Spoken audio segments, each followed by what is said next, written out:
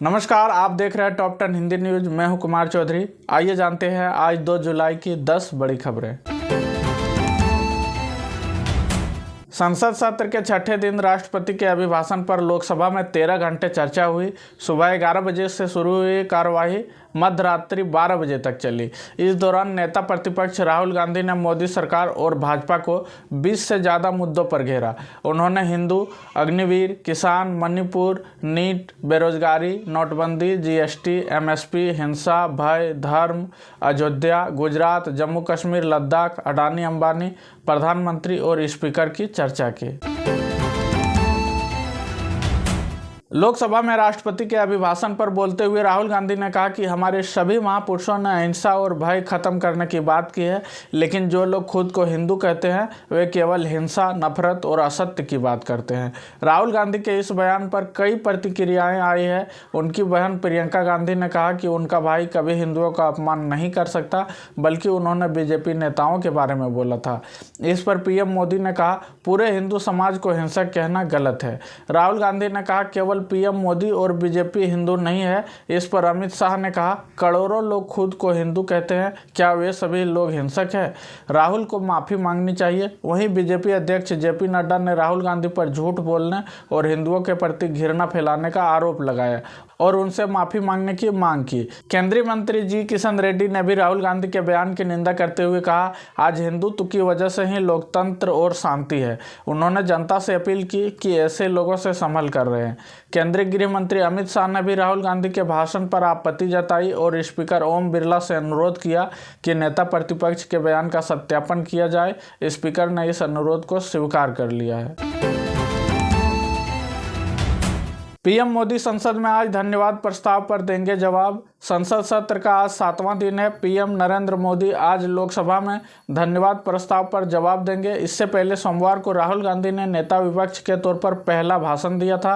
90 minute के भाषण में उन्होंने कहा, बीजेपी हिंसा कराती है।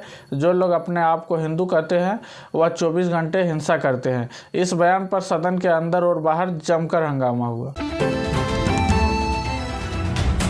लोकसभा में राहुल गांधी के बयान पर उत्तर प्रदेश के मुख्यमंत्री योगी आदित्यनाथ ने तीखी प्रतिक्रिया दी है। उन्होंने कहा, राहुल गांधी को हिंदुओं से माफ़ी मांगनी चाहिए और उनके बयान ने भारत माता की आत्मा को लहूलुहान किया है। हिंदू भारत की मूल आत्मा है और कांग्रेस मुस्लिम तुष्टीकरण में डूबी हुई है। हमें गर्व है कि हम हिंदू हैं, क्योंकि हिंदू सहिष्णुता और उदारता का प्रतीक है। अयोध्या में विस्थापितों को मुआवजे को लेकर राहुल गांधी के सवालों पर योगी ने कहा, यह बयान यूपी और अयोध्या को बदनाम करने के लिए दिया गया है। अयोध्या में विस्थापितों को 1733 करोड़ रुपए मुआवजा दिया गया है। योगी आदित्यनाथ ने राहुल गांधी के बयान का बचकाना बताते हुए कहा, नेता विपक्ष बनने के बाद भी उनमें परिपक्वता नहीं आई है।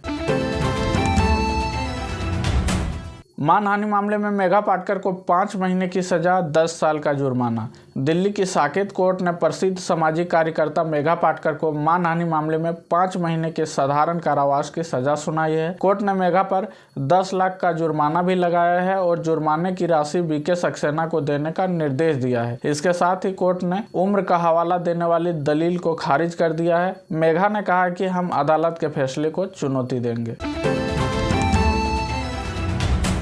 पश्चिम बंगाल में महिला को सरेआम पीटने वाला आरोपी गिरफ्तार।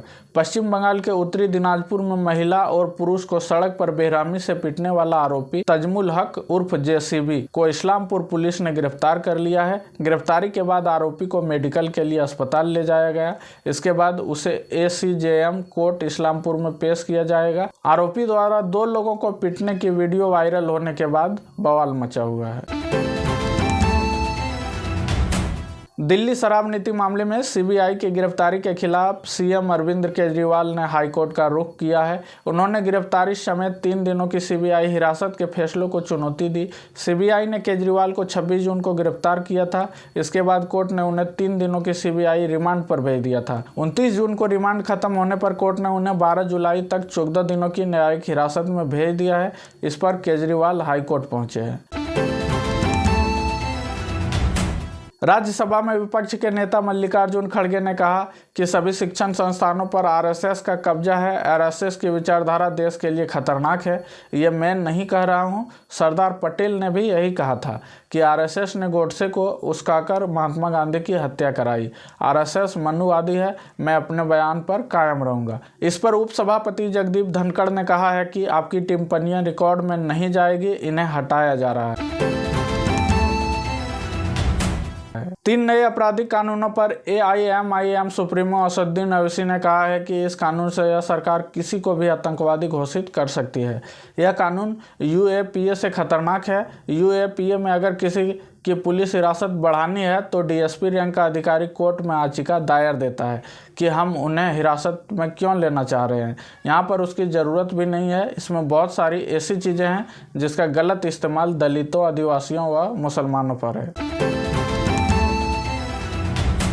विपक्ष 3 नए आपराधिक कानूनों को लेकर कह रहा है कि सरकार ने बिना किसी विचार विमर्श के तीनों कानून बनाए और इसे पास किए हैं। इस पर केंद्रीय गृह मंत्री अमित शाह ने कहा है कि हमने सभी मुख्यमंत्रियों से सुझाव मांगे थे, सभी दलों के सांसदों ने सुझाव दिए थे। 4 साल तक इन कानूनों पर विचार हुआ। नए कानूनों पर दोनों सदनों में चर्चा हुई थी। ये कानून सबसे सुझाव लेकर तैयार किए गए हैं। वहीं नए कानून लागू होते ही हरिद्वार की ज्वालापुर कोतवाली में नए कानूनों में पहला मुकदमा दर्ज किया गया। यहां गंगा किनारे बैठे युवक से चाकू दिखाकर लूट की गई थी। पुलिस ने इस मामले में भारतीय न्याय संहिता 2023 की धारा 309 के तहत मुकदमा दर्ज किया।